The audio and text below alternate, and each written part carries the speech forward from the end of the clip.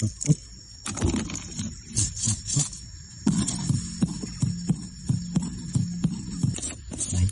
một sản phẩm xí nha.